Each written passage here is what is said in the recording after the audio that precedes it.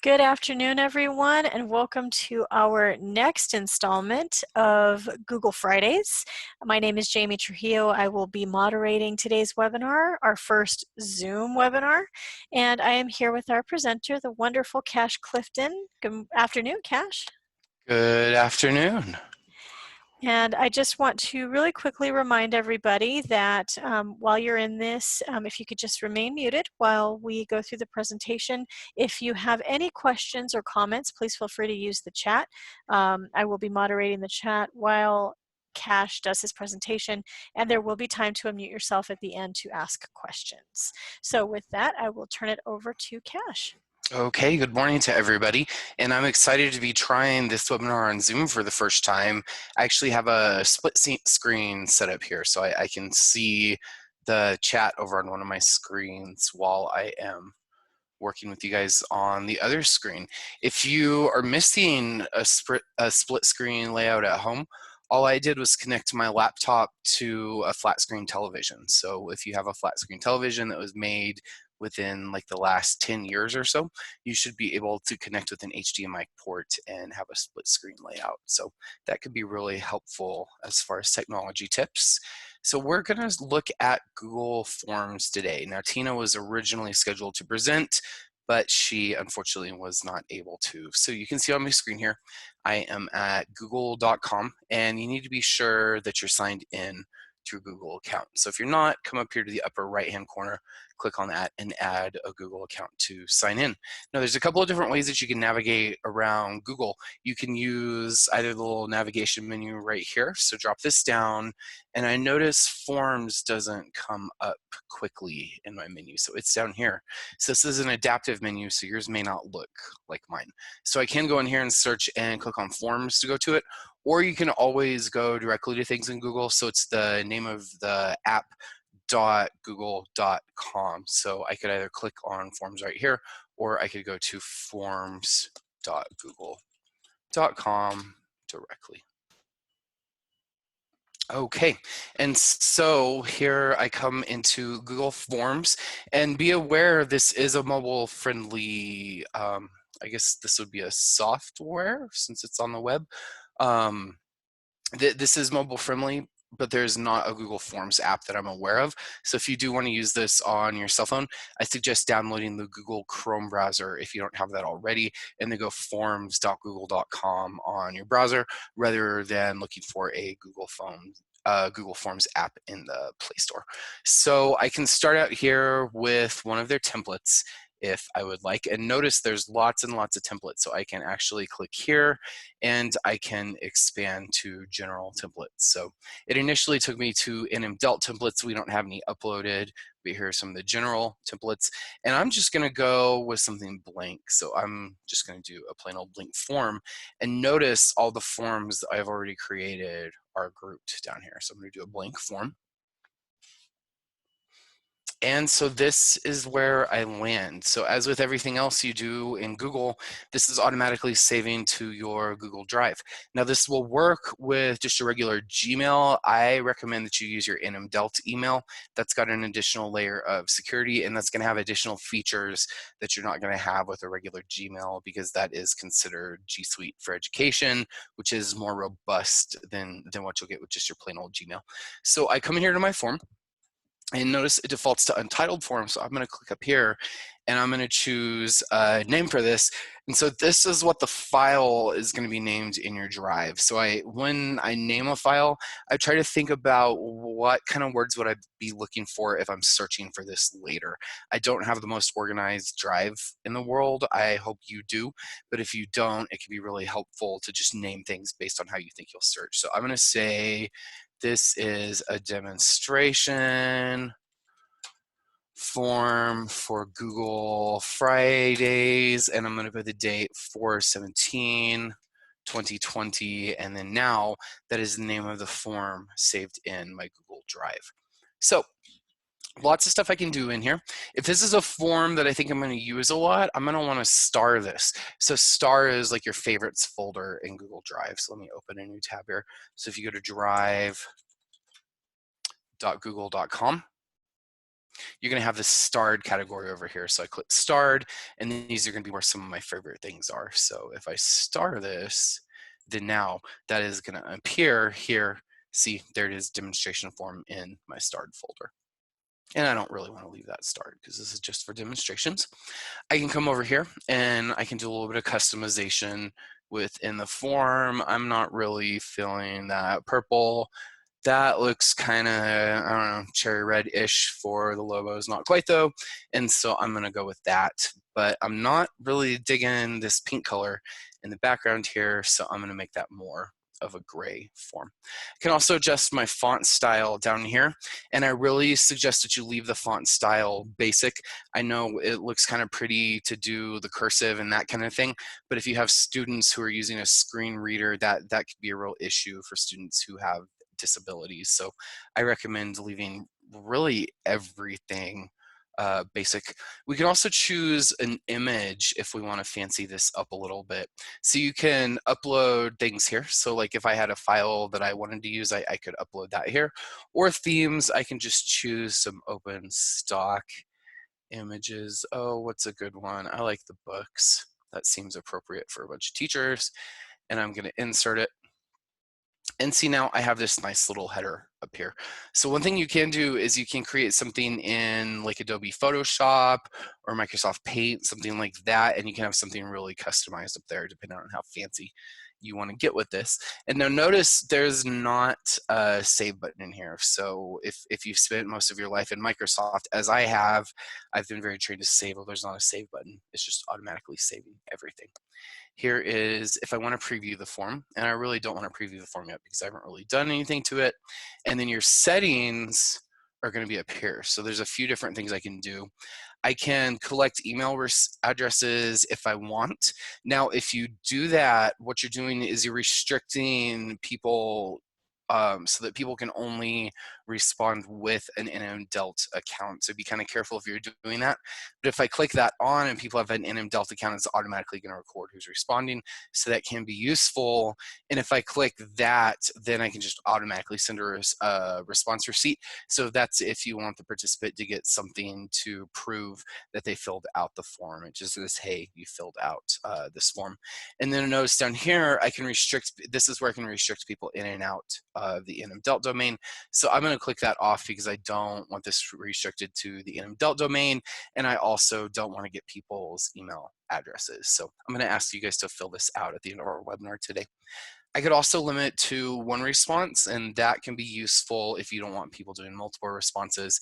I'm going to go ahead and click that, but I am going to give people the ability to edit it after the submission. So it's pretty frequent that I fill out some kind of poll everywhere or something, and then I go, oh no, I made a mistake, or I see something I missed on my calendar.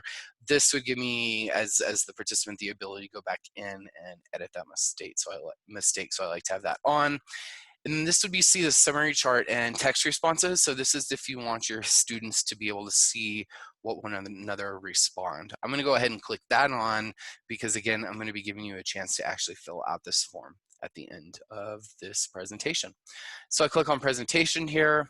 I'm going to go ahead and click to show the progress bar. So that tells people, hey, you're 20% of the way through, you're 40% of the way through. That way they see that there is and to get an end in sight.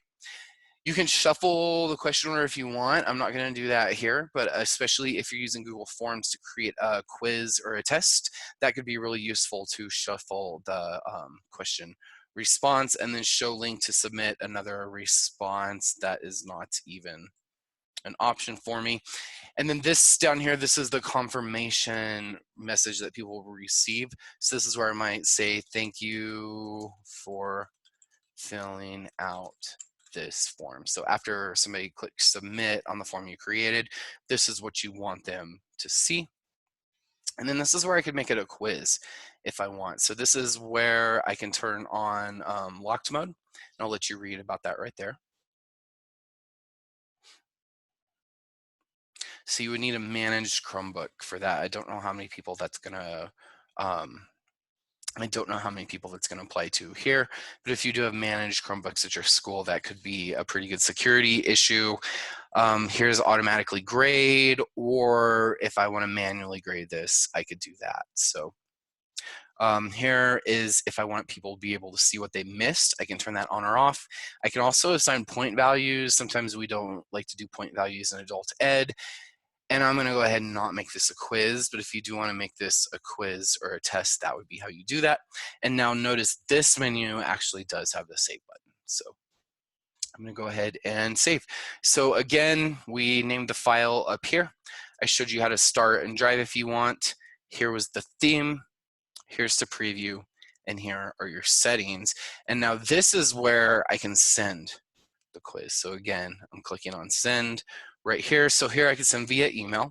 So I can email it to people if I wanted to. So for example, if I wanted to send it to Jamie, our moderator today, then she would get, I can click this, and then she's gonna automatically get an email inviting her to fill out this form. I could also invite collaborators down here. So this would be if I wanted Jamie to be able to fill out the form as a participant, or if you're using this for the class as a student. Down here, add collaborators. This would be if I wanted to add Jamie as like my administrator or co-teacher or something like that. So just be aware of those two different things there. And then if I click send, that's actually going to send it to Jamie. So I'm going to go ahead and send. And so Jamie just got an email inviting her to fill out this form that is still in a very rough draft mode.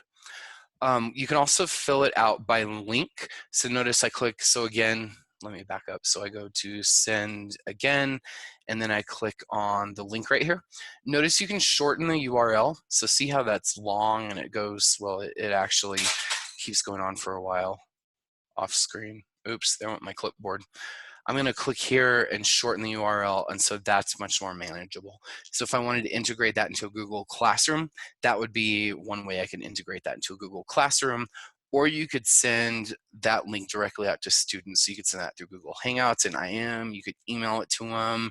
You could even post it in a Learn shell for those of you who have access to Learn. And then here, this embed, this is if I wanted to embed it directly into a web page. So that would be if I have a web page and I want the form to appear in the web page, whereas the link would open a new window and take somebody to a window with just that form in it. So a couple little differences there. So this is the demonstration form for Google Fridays. So I start out and it's asking for an email address. Why is it doing that? Well, it's because of the setting up here to collect email addresses. So I'm going to turn that off. And so now I no longer have that for email addresses. So here I'm going to put in a description of what we're doing. This is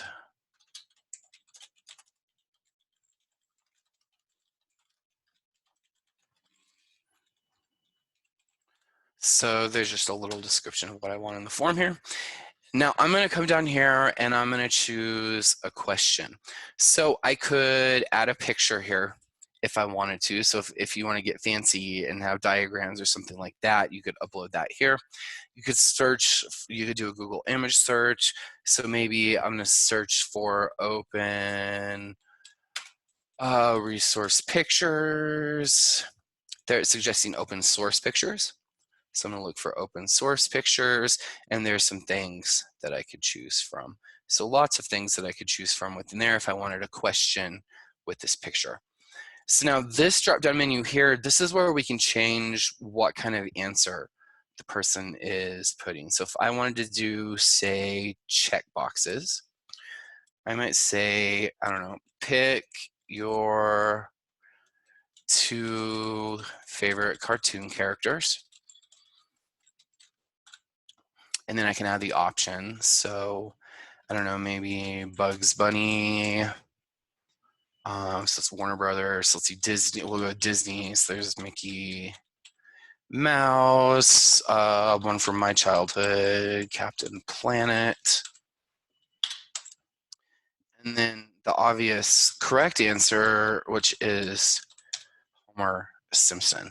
So this would be if I wanted you to choose 2 of your favorites, and see, this would allow people to select more than one thing. So if I just wanted them to be able to select one thing, then multiple choice would have been more appropriate for that.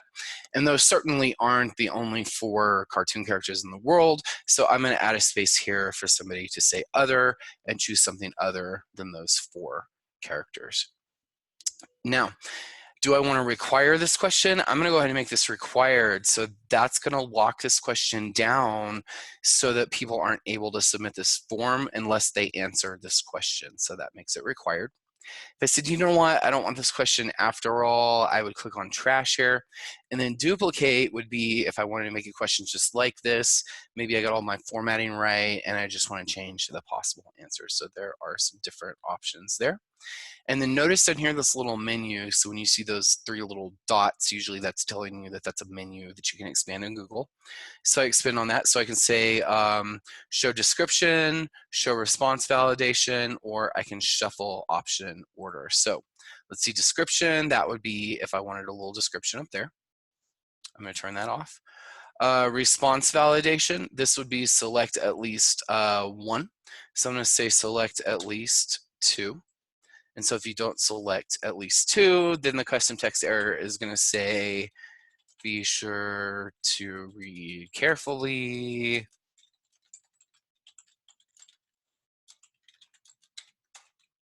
should select at least two cartoon characters. So I'm basically forcing you to choose between my four as one of them. So again, notice that response validation is right there.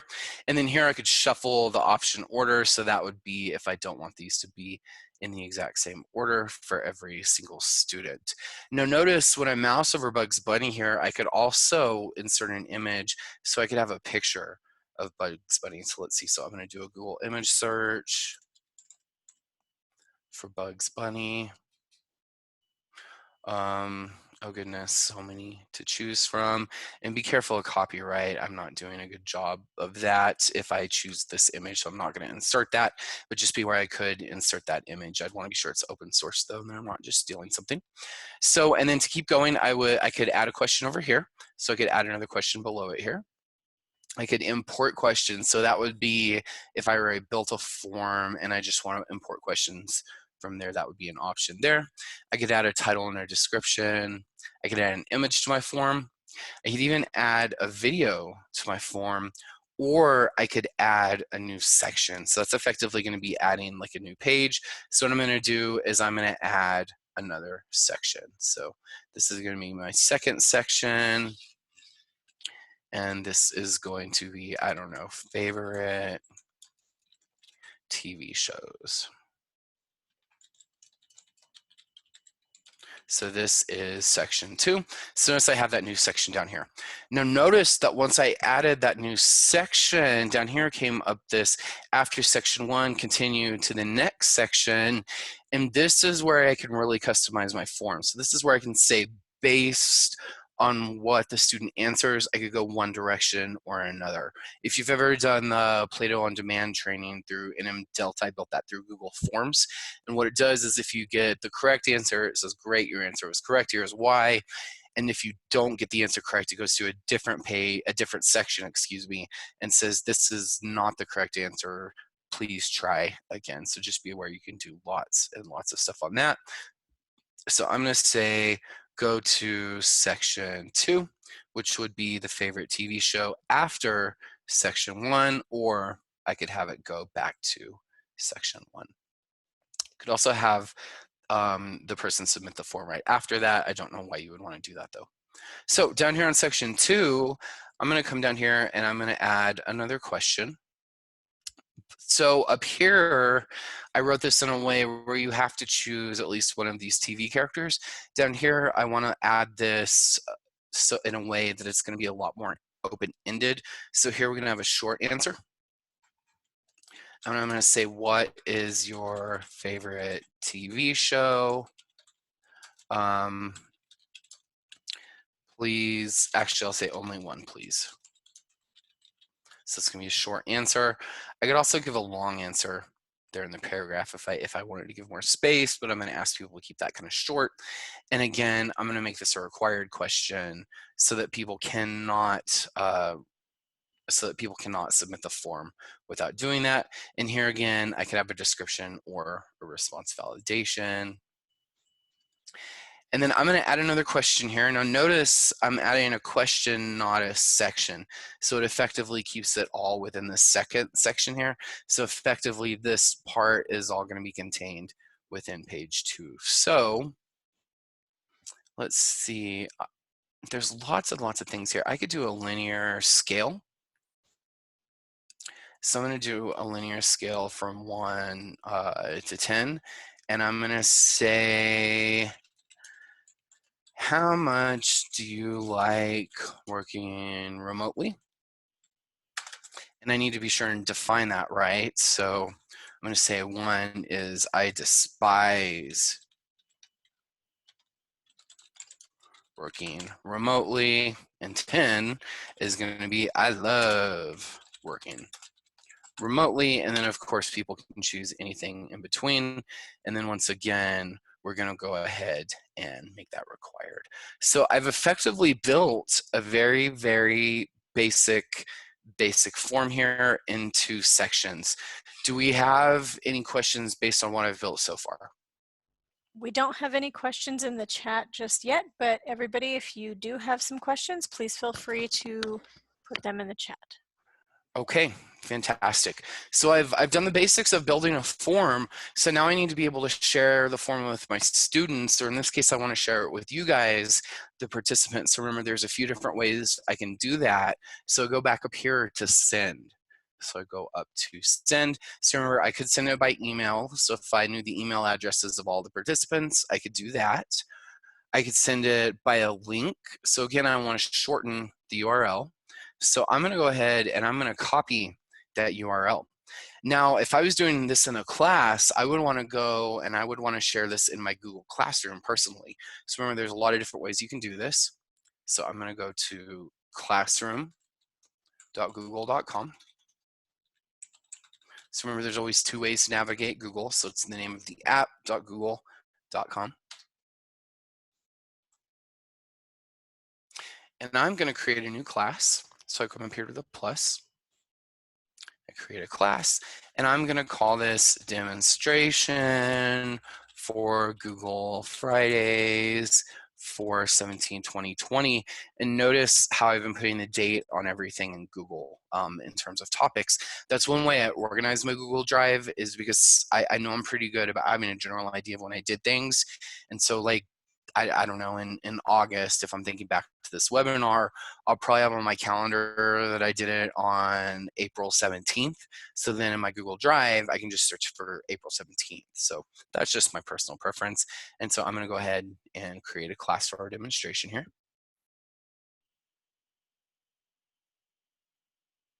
And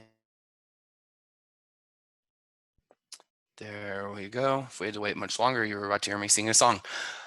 So I want to assign this to my class. So I'm going to go here to classwork. I'm going to create, and I'm going to create an assignment. And I want to link in the Google form. So I'm going to title this demonstration form.